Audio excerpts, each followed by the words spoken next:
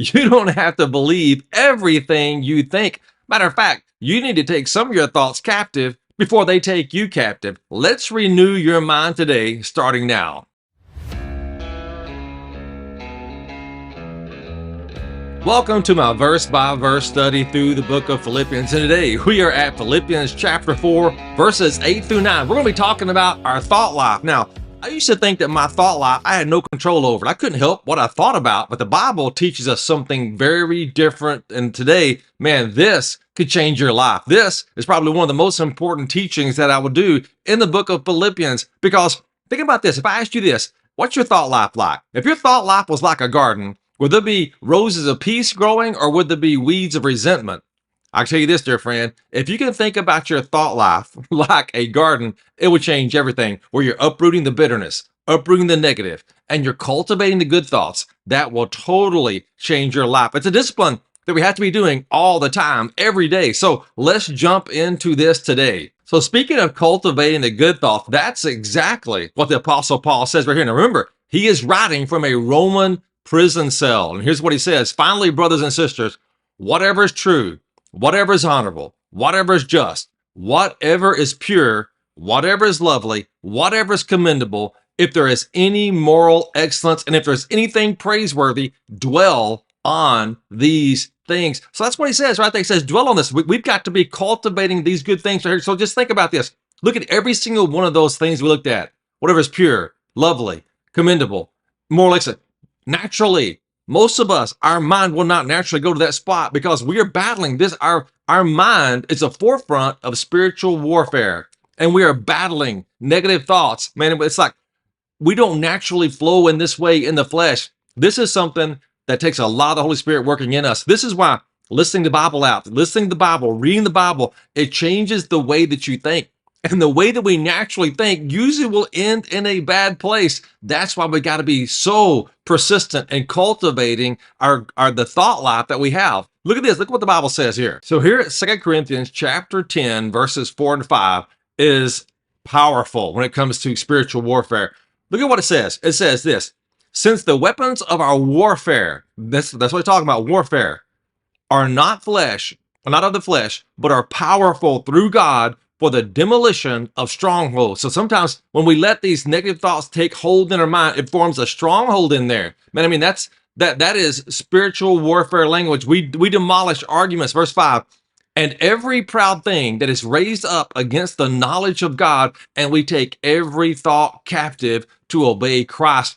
So dear friend, if we can do that, look at this. That's our responsibility. If we can take every thought captive to obey Christ. So here's what we have to do. Man, whenever our thought life just spins out on us, we have to stop and pray right there. Right now, I command every thought to come under the obedience of Christ Jesus, to come under his kingdom authority, reign, and rule. You can pray that in your mind. You don't have to say it out loud. I mean, the Holy Spirit knows what you're thinking. So this is one of the most powerful and important things we do as Christians, is to discipline ourselves to pray about our thought life and to discipline ourselves. And right here, the most important thing is what you think about the people you're closely related to, the people in your family, the people in your household. Man, if you can discipline yourself, every time your thoughts start going a negative way, just stop right there and pray and uproot those. Say, I'm just going to uproot those right now and start cultivating the good thoughts. Or the people that you're in relationships with, that at work or at church where you serve, and they're difficult people. Man, your thought life can just go down a rough road right there, a bad road where there's roots of bitterness can grow. And so what we have to do is we have to discipline ourselves. Say, God, pray, Lord, help me to think rightly about them. Help me to think about them the way that you think about them, and help them to think about me the right way as well. When we start praying prayers like that, that changes everything. Here's what I can tell you, dear friend. The people that I've had the most difficult times with, when I discipline myself every morning to get up and pray for them, their hearts soften towards me and mine towards them. I mean, there's no way we can seriously be praying for someone and stay bitter towards them. So here's what the Bible says about bitterness when we just let bitterness grow. Here's what it says. Make sure, this is Hebrews chapter 12, verse 15. Make sure that no one falls short of the grace of God. I don't know about you, but I do not want to fall short of the grace of God. I want all the grace of God I can get in my life. And right here it says that by doing this, you're falling short of the grace of God. Make sure that no one falls short of the grace of God and that no root of bitterness springs up, causing trouble and defiling many. So, what the Bible's saying right here is that when we just let bitterness go, when we just let bitterness go and when we let it grow, then what happens is that root takes root and it defiles many. Who's it defiling? It's not just defiling the people that we're bitter towards, it's defiling the people we're in closest relationships with. So here's what you have to understand. Whenever we let a root of bitterness grow up, then what happens is that this may be someone we're at work, someone at church, but what happens is that root of bitterness, when it grows up, it defiles our relationship with the people in our same home. People we love the most, they are the ones who suffer the most when we allow a root of bitterness to grow, because that root of bitterness, what it does is it defiles our heart first. And when that's defiled, now we're struggling with relationships with everybody. Why does the Bible talk about how important it is to forgive everybody? Because when we forgive other people, we set a prisoner free, and that prisoner is ourself. So we need to walk in the freedom of not having bitterness, in the freedom of not holding grudges, in the freedom of not being jealous towards other people. When we can do that, now we are walking in true freedom. And there's for the love, joy, peace, patience, kindness, goodness, faithfulness, and gentleness, and self-control, the fruit of the Holy Spirit. Now that's flowing through us, but we block it when we're bitter, when we're jealous, when we're unforgiving. Then we're blocking the grace of God in our life. And when we do that, the people, not only do we suffer, but the people closest to us in our own household, the people we love the most, they are the ones who suffer. And now then, let's go back to Philippians chapter 4, and then in verse 9. This is applied discipleship. This isn't just information. This is imitation right here. Very few people can say this. He says, verse 9 says, do what you have learned and received and heard from me. So imitate me.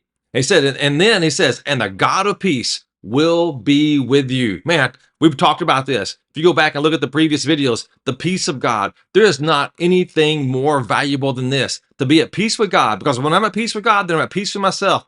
When I'm at peace with God and I'm at peace with myself, then it's so much easier for me to be at peace with everyone else. So today, maybe that person that's grating on your nerves, maybe today you need to pray for them and pray for yourself that you'll see them the right way, that you'll think about them the right way. And then the next time you see them, then maybe you'll feel peace in your heart towards them. So this is one of the major keys to living a life of joy in all circumstances.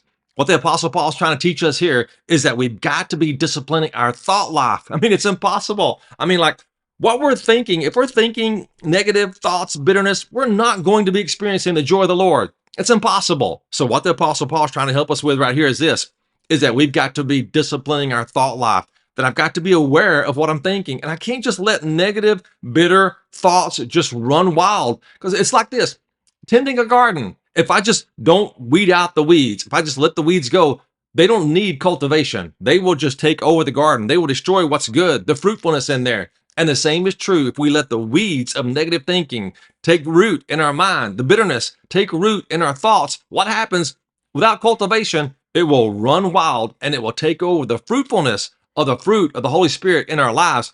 See, the Apostle Paul is trying to help us with this. This is how you have joy in all circumstances. One of the keys is this, to be thinking about our thought life. Think about what you're thinking. Be aware of what you're thinking, and to discipline yourself, to weed out the bad thoughts, the negative thoughts, the bitter thoughts, and to cultivate the good thoughts. What is good? What is lovely? Man, those kind of things, be focusing, dwelling on that, and then we will have joy in all circumstances. Hey, if you found value in this today, dear friend, I'd ask you to hit the like button. Type amen down in the comments if you would. That would be a blessing to me and blessings to you today.